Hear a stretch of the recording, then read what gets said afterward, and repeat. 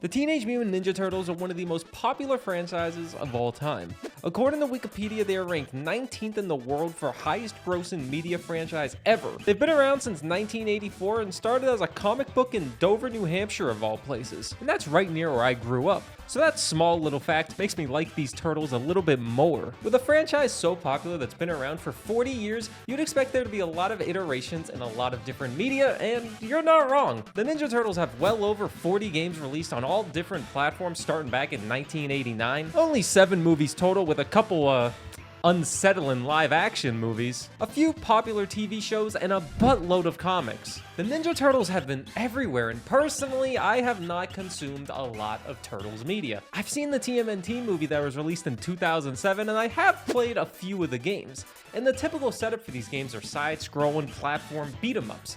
But they haven't been afraid to try new things in the past. I mean, hell, they had a platform fighter on the Wii and PS2 called TMNT Smash U.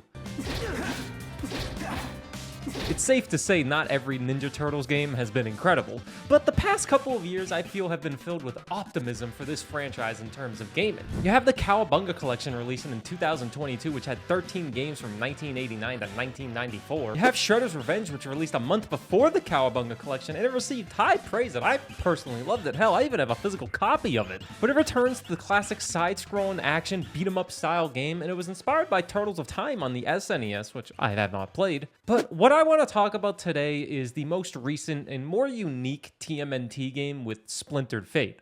Sorry, Mutants Unleashed, we are not talking about you today. Splintered Fate is unique to me because it's a roguelite. Haha, surprise! I like roguelites, but we knew that. It's a roguelite that looks and plays a lot like Hades, but we will get to that in a little bit. The premise of this game is that Splinter, the father of the Turtles, if you do not know, is captured by the Foot Clan, and it's your job to play as one of the Turtles and battle your way through 4 different biomes, equipping tools and gaining upgrades like in typical roguelite fashion. Every Turtle is unique with their weapons, special attack, tool, and inspirations. But what we want to look at first is inside of a run. Runs start inside the sewer, and regardless of what turtle you pick, the area is pretty easy. Every room and every biome is essentially the same thing. You fight a handful of enemies, and once they're dead, you gain an upgrade. There are a handful of different types of runs you can get depending on the upgrades you choose. You have typical damage over time upgrades with effects like ooze, electricity, and flame. You can have a build based on crits by raising crit damage, or you can live out your teenage dreams and have a darkness run that allows you to do more damage to enemies because they have the darkness effect from your attack. There are a lot of things with upgrades available. But if you don't like the choices, you can always just increase your health, upgrade one of your current abilities, or take an in-game currency. The general combat inside these biomes will give everyone the feeling of Hades, one of the most popular roguelites ever made. You could say that Hades made the isometric action roguelite genre a lot more popular, as there is a lot of games that take inspiration from Hades, and really, playing a game like this will remind you of it, and that's fine. But where Splintered Fate struggles to stand out is the variety inside the combat. The combat is fine, feels fluid, and the 4 turtles are all generally pretty fun to play, but every biome has the exact same enemies.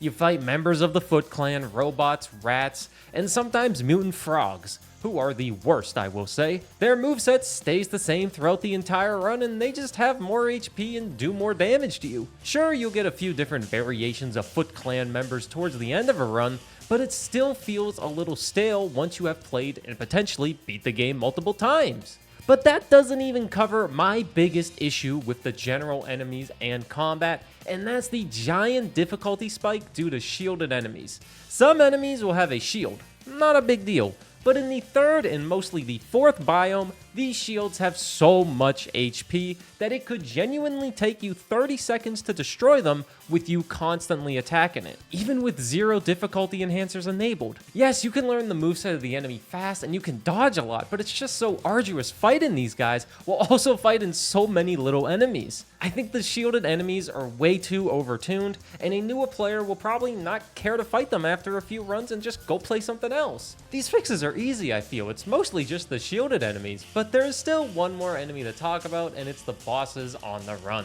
Every biome has a small handful of mini bosses you can fight, but they're just a giant, harder version of smaller enemies. But where the game kind of shines a bit is the main story bosses. You only get 4 and they never change, but you have Leatherhead, Karai, Bebop, and Rocksteady, annoying 2 versus 1 fight, and then the final boss, Shredder. At first, the bosses are hard, and it's fun learning their moveset and seeing what they can do. After a few attempts, you kinda know what they can do, and it's not really much of a challenge anymore. There is a rare chance to spawn a different boss variation, but the first 2 bosses are the only ones that get really annoying because they spawn enemies or damage on the ground that's just annoying to dodge. But we can talk more about this when we get to the difficulty enhancers. Inside of a Run is a simple but fun turtle adventure. It did take me a handful of hours to finally clear a run, but once I did, I started winning a lot. Because I knew how the game worked, I knew what was strong, and more importantly, I had upgrades with meta progression. But the progression might hold the game back more than you'd expect. Inside your run, you gain 3 currencies with scrap, dragon coins, and dreamer coins. The scrap is used in the shops to buy upgrades or health back. Simple. The dragon and dreamer coins, on the other hand, are used for the meta progression, and they are far more important. Let's talk about the dreamer coins first, because I think these upgrades fit the game more and just feel more unique. They allow you to improve the odds of things happening in the run and improve artifacts that you get. You can improve the chance of having an upgrade be level 2, chance of getting 2 upgrades instead of 1, improve the amount of currencies you can receive, start a run with, all those types of things. It's not crazy unique, but it's fun to slowly upgrade those. It's the same deal with artifacts. You gain artifacts throughout the story, and they are the same as keepsakes in Hades. You have one equipped and X things happen. My favorite one was personally the one that allowed me to have a higher dodge chance. Upgrading it increased my dodge chance more. Simple. Where the game struggles a bit more to stand out is the dragon coin upgrades. The meta progression here is just so basic and easy, and there is a lot of it. It's one of those feelings where you won't win a run until you have a decent amount of things upgraded, and once that happens, the runs just become a lot more easy. I like meta progression in roguelites, don't get me wrong, but upgrades where you just do more damage, you get more speed, you get more health, those type of upgrades just feel so uninspired and simple. There are so many things to upgrade, and eventually it just gets so pricey. But if you get to that point, you're like me and probably already cleared the story and don't have much else to do in the game. So what you do end up doing is enabling the difficulty enhancers, which do unlock after winning your first run with portals. In the beginning of a run, you have the option to go through a portal that adds some difficulty to the game. These aren't too bad, and going through a lot of them will make the run significantly harder. You have portals that make enemies have a lot more health and do more damage. Healing is reduced by half for you, the robot enemies explode on death, shops are more expensive, and so on. There's a good amount to have on, and each one you have equipped to get you 10% more dragon and dreamer coins in the run. Honestly, it's not that bad. I think the difficulty enhancers are kinda fine. I would personally like it more if I could just pick and choose before a run starts what I want enabled, but doing it mid-run is not a big deal. Where the difficulty kind of struggles to feel fair is the boss enhancers. With these portals of difficulty enhancers, all the mini bosses and regular bosses have a gauntlet version for you to fight. The mini bosses all feel pretty fair. Towards the end game, they are a bit spammy with moves and could be harder than regular bosses, but there's a lot of mini bosses, you can just avoid the gauntlet if you want. But the main bosses are interesting. I have been able to beat all 4 of them, but Shredder and Bebop and Rocksteady were significantly easier than Leatherhead and Karai.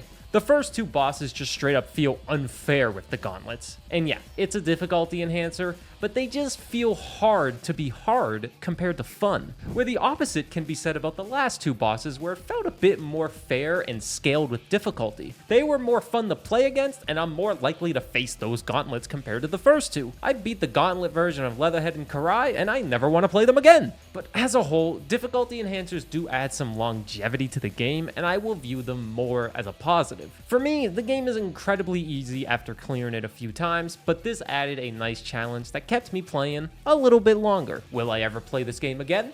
Potentially to finish all the achievements or to play with a friend. That's another positive with Splintered Fate, and it's the co-op. Ninja Turtle games are made for co-op. Hell, that's why there's 4 turtles, and this game is no different. I didn't play a lot of multiplayer, so I can only speak so much of it, but in my short experience, it did what I liked. Everyone gets their own upgrades, currencies carry over to your save file, and the amount of input lag online was minimal, I'll say. You notice a difference, but you can adapt easily to it. I'll say it's a good roguelite for co-op experience. Not the best, but if you want a more simple game with a younger family member or someone not as experienced as you with video games, or maybe you're the one that has less experience, this one is fun. Is this the best Ninja Turtles game ever? That's obviously a super subjective question that everyone will have a different opinion on, but I'm gonna say no. I can appreciate this game for being a different type of genre with what it's doing with the franchise, but I don't think it's the best. It definitely has more replayability than a shorter 4-hour beat-em-up games for me, because I like roguelites a little bit more.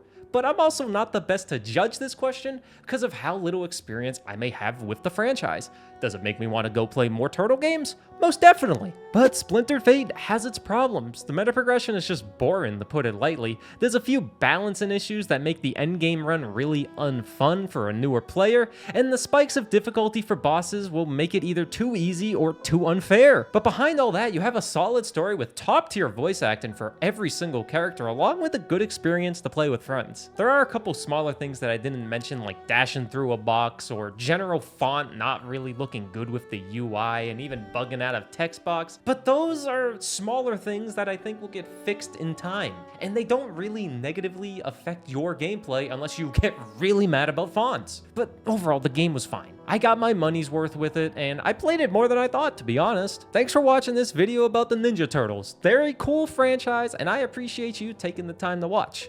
And that's all. I'll see you next time.